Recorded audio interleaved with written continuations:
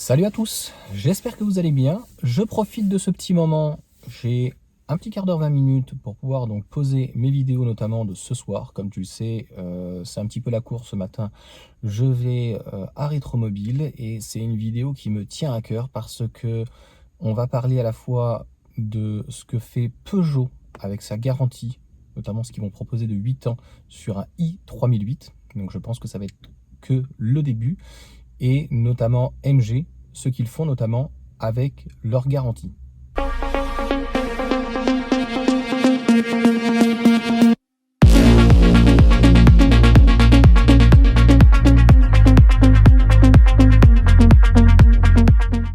Comme tu le sais, je n'ai pas l'habitude de mâcher mes mots et cette garantie cache derrière autre chose, un business bien juteux. On va faire fusionner d'ailleurs plusieurs sujets.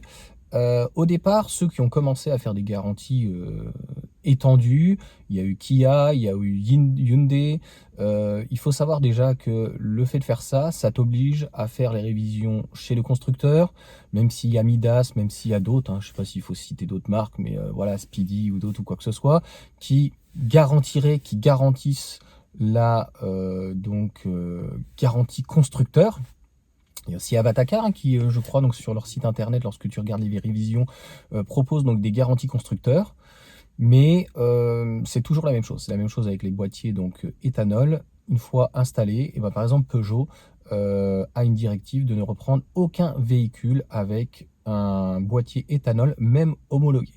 Et bien là c'est pareil, donc si tu veux conserver donc ta garantie, il va falloir que tu fasses les révisions chez le concessionnaire, et les concessionnaires, c'est de pire en pire, c'est de plus en plus cher, et les périodicités qui étaient avant de 2 ans, avec, voilà, pareil, hein, il y a des aficionados qui vont dire « Ah non, une 1000, on peut pas la garder en long life chez Audi ». C'est vrai que les ingénieurs n'y connaissent rien, donc quand ils proposent une long life, je crois que c'est 2 ans et souvent 40 000 km, oh là là, mon Dieu. Bon, moi je l'ai fait sur tous mes véhicules. Je sais Peugeot avant c'était 2 ans ou 30 000 ou 40 000. Bon, ça n'a jamais flingué le moteur ou quoi que ce soit. Je pense qu'à un moment donné, il faut arrêter. C'est sûr que qui peut le mieux peut le bien. Enfin, je sais plus quelle est l'expression, mais en gros, à ce moment-là, oui, pourquoi pas faire une révision tous les 6 mois, puisque maintenant, avec des huiles synthétiques, il est recommandé, c'est souvent tous les ans, voire 15 000, 20 000, 30 000. C'est vraiment très rare. Et c'est un apport, en tout cas financier, pour les garagistes, extrêmement juteux, extrêmement intéressant. Et ça a perduré, notamment donc avec MG, garantie 7 ans. Et alors, les chiffres ne pourront être approximatifs parce que malheureusement, ils sont très volatiles. Ils peuvent changer à tout moment. Et moi, à l'époque, quand j'avais regardé donc pour la MG4, c'était une centaine d'euros. Je crois que maintenant, c'est 140, 150, 160. Et puis, ça dépend en fait de chaque concessionnaire. On va parler aussi de Renault là-dessus. Donc, tous les 4 ans, chez MG, il y a dite une grosse révision. Donc, en fait, c'est juste le liquide de refroidissement qui est purgé et donc qui est changé.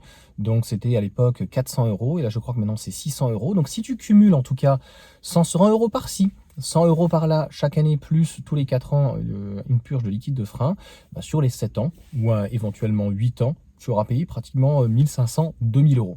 Donc, la garantie, finalement, tu la payes déjà. Deuxième chose qui est en fait embêtant avec MG, c'est ce système-là, surtout avec un SAV qui est malheureusement défaillant. J'ai eu des commentaires donc positifs allant dans mon sens, parce que c'était juste un avertissement en disant voilà, c'est bien beau d'avoir une garantie 7 ans, mais si tu as un problème sur ton carter, comme il arrive au niveau du moteur ou autre, voilà, au niveau de leur boîte, au niveau du liquide, n'importe quoi, si ils n'ont pas la pièce, c'est bien beau d'avoir une garantie, mais derrière, tu n'as pas la pièce. Pareil, ils ont un problème au niveau donc, du bandeau lumineux, il est proéminent et il dépasse au niveau du pare-choc. Donc si tu recules et que tu tapes donc, dans le pare-choc, la première chose que tu vas taper, si c'est plus haut que les feux, tu vas taper le feu et tu vas le casser. Donc bien sûr, ça, cette pièce-là n'est pas prise en garantie, mais de toute façon, la pièce, je crois qu'il faut attendre 3 à 6 mois. Donc en plus, avoir une pièce ouverte et qui peut infiltrer donc, dans la voiture, sachant que la voiture maintenant n'est plus que de l'électronique, c'est un peu compliqué. Cela étant dit, j'ai vu donc sur Automobile Propre, ils en avaient parlé, ça fait 2 jours. J'ai vu Electib aussi qui en a parlé, je crois que ça fait 1 ou 2 journées ou 3 jours, donc sur le i3008. et qui proposerait donc une garantie de 8 ans.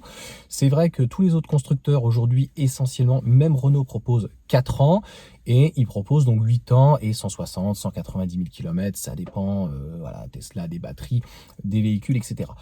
Pareil, petit aparté, donc chez Renault. Renault a pris aussi les mauvaises habitudes. C'est tous les ans la révision. J'irai emmener la Mégane en révision. Moi, je paye 307 € par mois, tout inclus. Donc la révision est incluse dedans.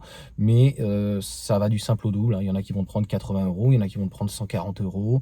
Et qu'est-ce qu'ils font? Ben, j'avais fait une vidéo déjà dessus. Ils font rien.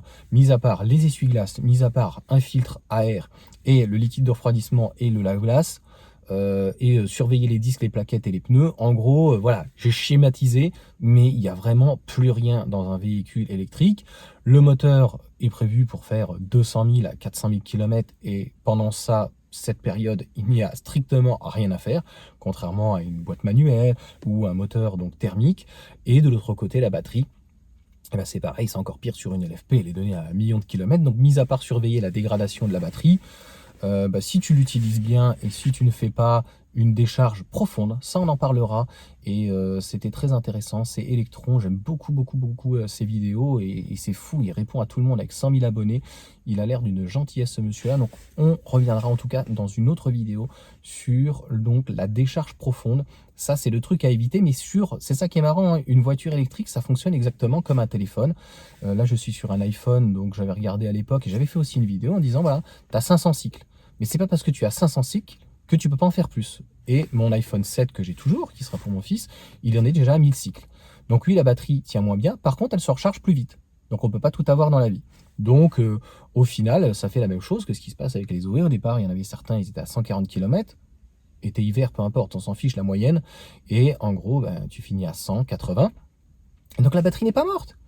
Donc, soit après, il faudra la recycler, soit bah, tu pourras toujours continuer à l'utiliser. Il y aura des personnes qui souhaiteront, par exemple, comme même une petite C0, bah voilà, d'avoir 60 km, ça suffira largement pour le quotidien. Le tout, c'est qu'il faut bien vérifier la batterie et la dégradation. Donc, pour revenir à nos moutons, en tout cas, sur le i3008, donc tu as vu les révisions actuellement chez Peugeot pour un 3008 classique.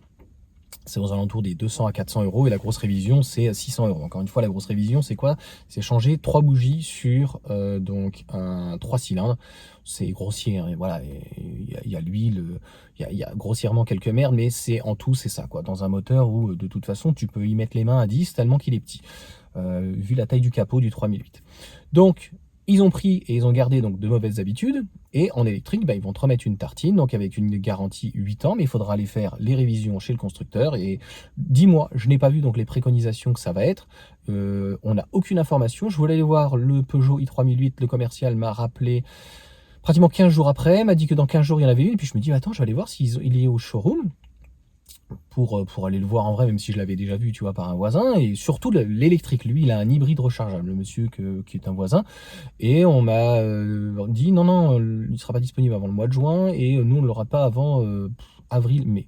Bon, c'est quand même fou qu'avec les vendeurs, même dans une même concession parfois, qu'on ait deux sons de cloche. Donc, deux propos qui sont complètement différents. Mais bon, ça aussi, c'est encore un autre problème. Donc il faudra faire très attention à ce type de constructeur, malheureusement, comme Peugeot. Je suis désolé, donc je tape encore une fois donc sur Peugeot. Moi je trouve que c'est pas une bonne solution. Une garantie de 3 ou 4 ans, ça suffit largement. Tu fais des entretiens si tu veux de ta voiture électrique, franchement, un tous les 4 ans, ça suffirait largement, comme Tesla. C'est juste que Tesla, en fait, pour le coup, n'est pas hypocrite. Et à un moment donné, une fois que tu as fait ta première révision, bah, la seule chose qu'il faut contrôler, c'est la batterie et son liquide de refroidissement. Après, batterie et moteur garantie 8 ans. Il faut faire attention donc sur la batterie, bien sûr, je pense que vous le savez, c'est que quand c'est batterie garantie, si elle est HS, bien sûr, il te la change donc dans les conditions, moins de 8 ans, 160 000, 190 000 ou quoi que ce soit, et il te la change que si tu descends à une certaine dégradation. Voilà, si tu es à 90-80, je crois que c'est 70. Donc tant que tu n'es pas en dessous de 70%, comme chez MG, hein, je crois que c'est le cas aussi chez MG, ça fonctionne toujours. Donc voilà en tout cas pour ces informations. Le titre sera, je suis désolé, un petit peu racoleur, un petit peu ce qu'on pourrait dire putaclic, parce que oui, ça va être une ruine. et ce n'est pas justifié. C'est déjà très très cher les révisions aujourd'hui Renault, Peugeot dans une concession pour un véhicule thermique. Et là, en fait, on va payer une révision, clairement, je le dis comme je le pense, pour rien. Ils vont faire des contrôles de quoi? Contrôle de pneus, contrôle de la pression des pneus, le contrôle des suspensions, voir si les rétros fonctionnent. Enfin, qu'est-ce qu'ils vont aller vérifier? Ils vont la brancher, ils vont mettre un coup de soft, ils vont regarder. Donc c'est vraiment prendre le client un peu pour une vache à lait et pour un pigeon, quoi. Franchement, surveillez bien ça, parce que, encore une fois, ce type de garantie, eh bien, il y a un prix à payer, et au final, bah, tu payes une sorte d'extension.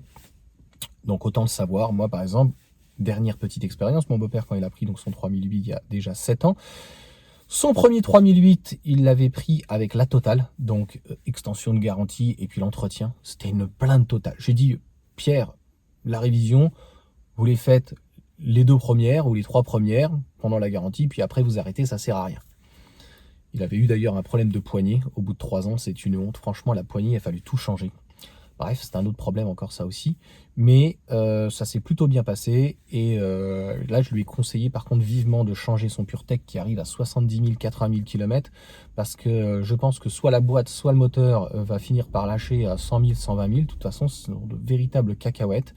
Et je lui ai dit, voilà, prenez quand même par contre, vaut mieux une extension de garantie. Il avait pris, je crois qu'au départ c'est 3 ans, il avait pris une extension ou 2-3 ans, donc jusqu'à 5 ans. Voilà, et finalement il a bien fait parce que la poignée donc est tombée en panne, il en a eu pour 1 000 € et au final ça a été pris donc sous garantie. Donc que de prendre en tout cas l'entretien. L'entretien c'est horriblement cher, ils sont censés te changer les essuie-glaces qu'ils font pas, ils sont censés te changer ou vérifier le liquide de refroidissement, le liquide de lave-glace et finalement ils le font pas.